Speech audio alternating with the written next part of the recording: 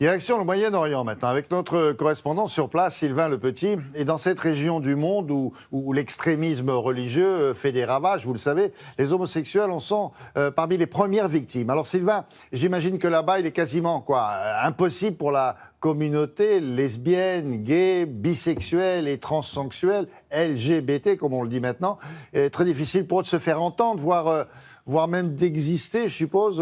Bonjour. Bonjour William, en effet, le Moyen-Orient reste la région la plus répressive du monde envers la communauté LGBT.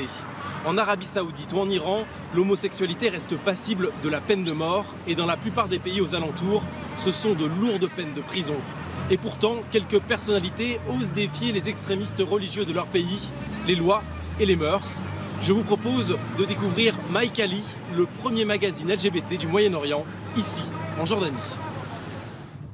Le lieu du rendez-vous a été tenu secret jusqu'au dernier moment. La capitale jordanienne est la plus tolérante de la région.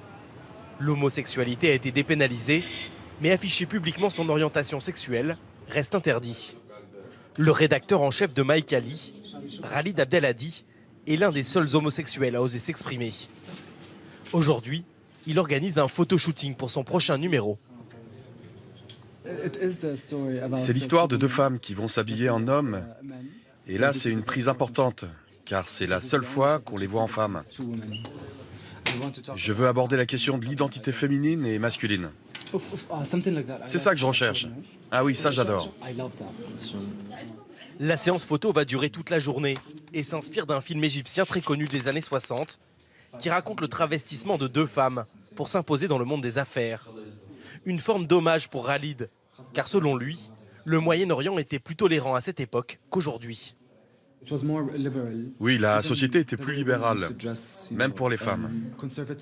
Il n'y avait pas cet extrémisme religieux d'aujourd'hui, juste une forme de conservatisme social. Khalid a lancé Mike Ali il y a 10 ans.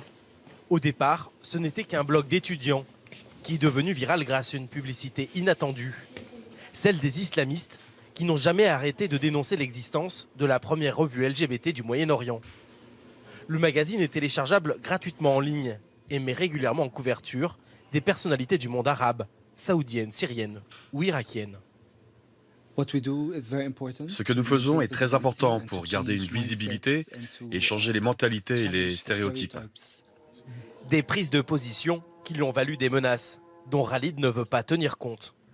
Si je dois être effrayé par tout ce qui arrive au Moyen-Orient et dans mon pays, je ne ferai jamais rien.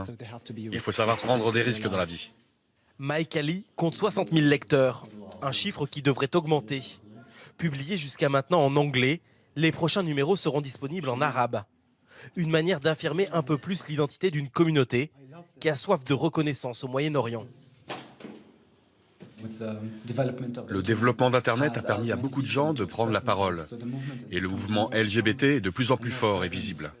Pour l'instant, Mike Ali ne gagne pas d'argent et ne fonctionne que grâce au bénévolat des modèles et des photographes.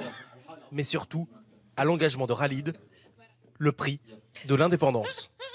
Sylvain Le Petit qui était à Amman. Merci beaucoup Sylvain, à bientôt.